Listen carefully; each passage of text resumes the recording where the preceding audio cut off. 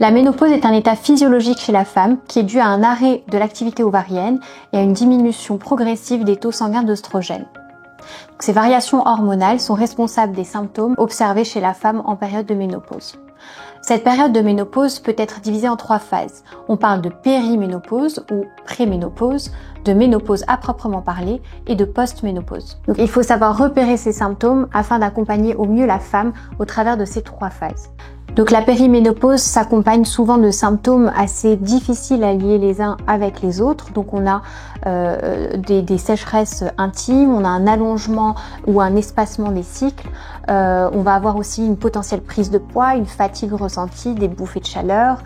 Il y a également un impact sur la santé mentale avec une fatigue émotionnelle et potentiellement une dépression.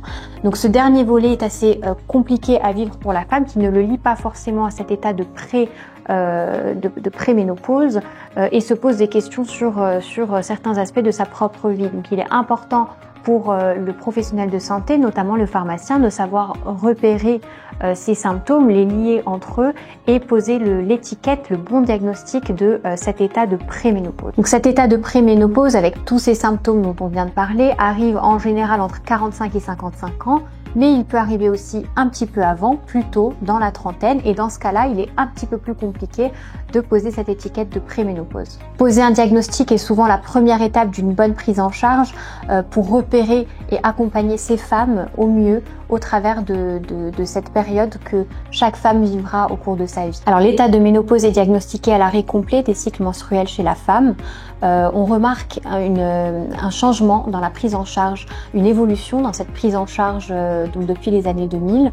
On a une diminution de l'utilisation des traitements hormonaux substitutifs depuis ces années 2000, qui était à cette époque-là le gold standard de la prise en charge de la ménopause, pour n'arriver aujourd'hui qu'à 10% des femmes qui sont sous traitement hormonaux substitutifs. Donc face à ce recul des prescriptions liées à la ménopause, le rôle du pharmacien est encore plus crucial parce qu'on remarque une prise en charge majoritaire des symptômes de la ménopause au comptoir à la pharmacie.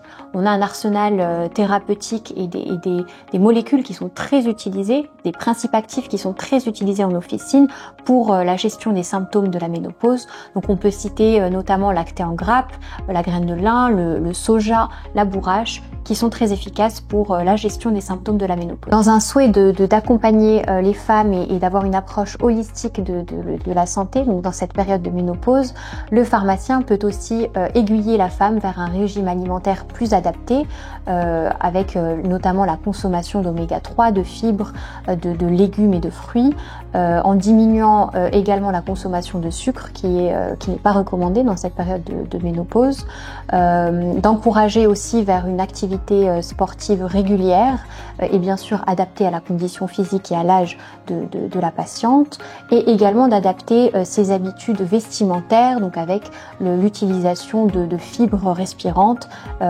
qui sont plus adaptées, donc notamment dans le cas des bouffées de chaleur. Donc la post-ménopause est aussi une période cruciale dans la vie d'une femme, avec la prévention de certaines pathologies qui s'installent favorablement préférentiellement sur ces terrains, donc comme l'ostéoporose. Donc cette ostéoporose s'explique également, donc elle aussi, par une baisse de la sécrétion endogène d'œstrogènes. Les œstrogènes jouent un rôle important dans la croissance et le remodelage de l'os, du capital osseux, donc en régulant négativement l'activité des ostéoclastes, qui sont les cellules destructrices de l'os. Donc ainsi, lorsque la sécrétion d'œstrogènes diminue chez la femme, on observe une augmentation du risque d'ostéoporose, et donc notamment en post-ménopause. Pour ces problématiques de post-ménopause, on aura souvent une approche non pharmacologique avec une surveillance aussi grâce à l'imagerie, l'ostéodensitométrie, qui permet d'assurer un suivi sur la densité osseuse de la femme en post-ménopause.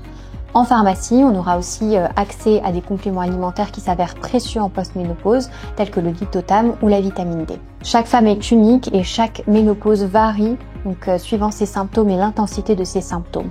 Le rôle crucial du pharmacien sera de guider la femme dans ce large éventail de choix que représente l'officine, et de trouver la solution la plus adaptée à ses besoins en termes de compléments alimentaires, et d'éventuellement la rediriger vers une prise en charge médicamenteuse sous prescription dans le cas où c'est nécessaire.